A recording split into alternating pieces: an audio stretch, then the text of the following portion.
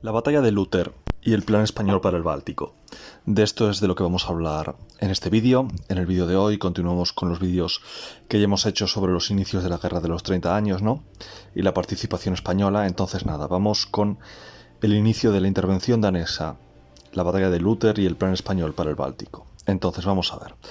Después de las victorias católicas, en la fase bohemia y la fase palatina, los protestantes necesitaban un nuevo paladín que les ayudara en la causa del protestantismo, ¿no?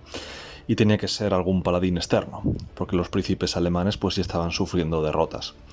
Entonces, el que se ofrecería a intervenir a su favor sería el rey de Dinamarca, el rey Cristian. Las razones eran complejas, porque si bien los daneses eran el sector del protestantismo más moderado y más amigable hacia los católicos, eran luteranos, no eran calvinistas, no eran tan fanáticos y de hecho tenían buenas relaciones con los católicos y había tolerancia religiosa con los católicos en Dinamarca. Entonces, bueno, la lucha religiosa en principio no era el motivo principal y de hecho Dinamarca siempre había tenido buenas relaciones con los estados católicos. Lo que pasa es que estaba un doble motivo. Lo primero, que Suecia también quería intervenir. Entonces el rey de Dinamarca no quería que su rival Suecia se convirtiera en el paladín de la causa protestante. Ese era el primer factor. Y el segundo factor básicamente era que quería, pues como contraprestación por la ayuda, quería que los príncipes protestantes alemanes le dieran a sus hijos, a los príncipes, cargos de poder en Alemania también. Básicamente la ayuda no iba a ser gratuita.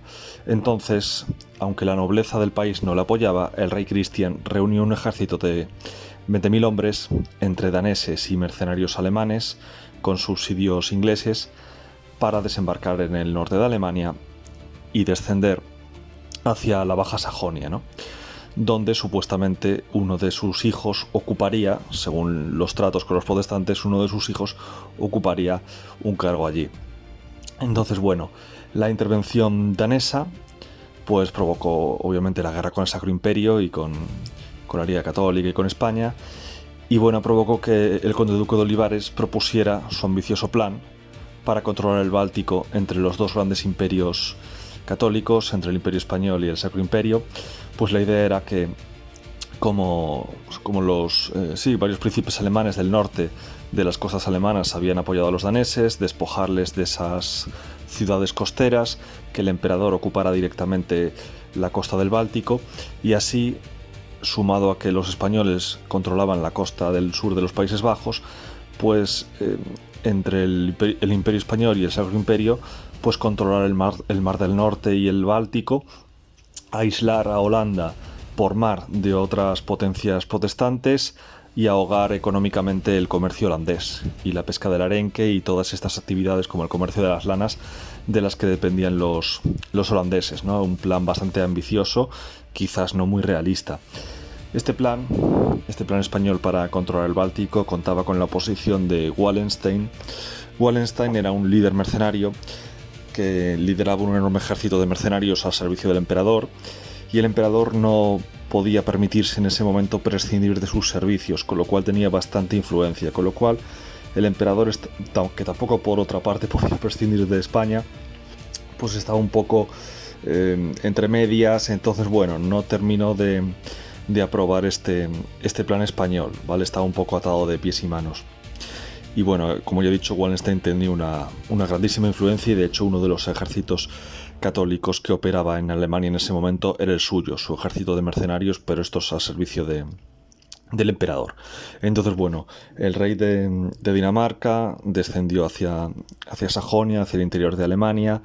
¿Qué pasa? Que en sus gestiones diplomáticas para que los príncipes alemanes que aún no le apoyasen, pues perdió bastante tiempo, y hasta enero de 1626 no estaba listo para operar, con lo cual ya había dos ejércitos católicos que podían oponerse a sus fuerzas, el de la Liga Católica de Tilly y el de mercenarios de Wallenstein, ¿no?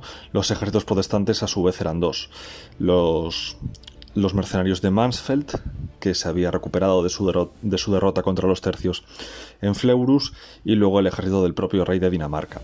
Entonces, bueno, católicos y protestantes maniobraban cada uno a una orilla del río Elba, el río Elba era como la frontera natural en esos momentos entre unas fuerzas y otras, y ninguno quería arriesgar un cruce de dicho río en un punto equivocado, ¿no?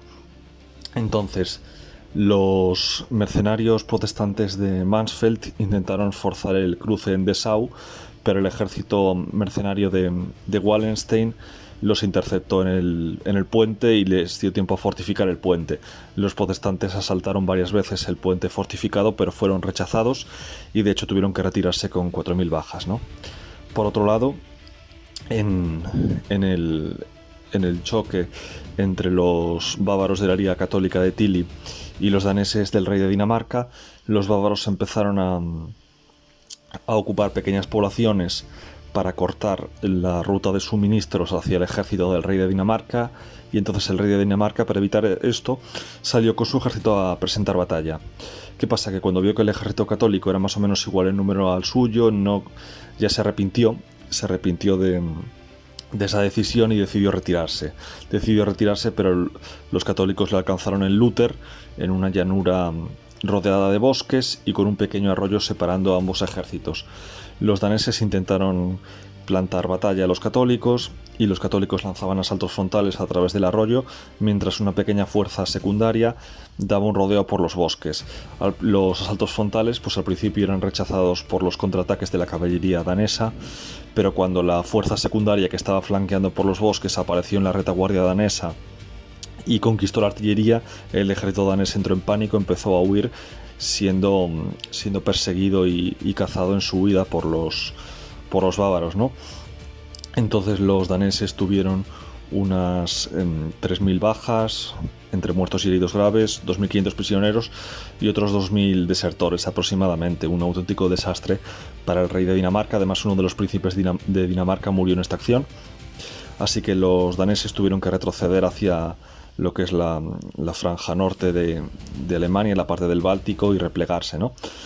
Los católicos, las fuerzas católicas de Wallenstein y Tilly, asediarían por tierra y por mar la ciudad de Stralsund en el Báltico, que se había unido a los daneses, pero la pequeña ciudad de Stralsund, contra todo pronóstico, resistió el asedio. Los daneses, aunque habían sido derrotados, no serían aún definitivamente expulsados de Alemania.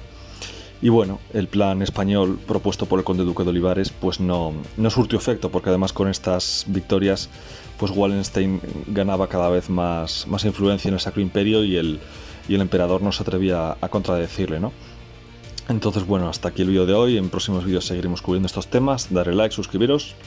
Recuerda que dejo los enlaces a mis novelas ahí abajo. Y suscripción y campanita es la combinación ganadora. Adiós.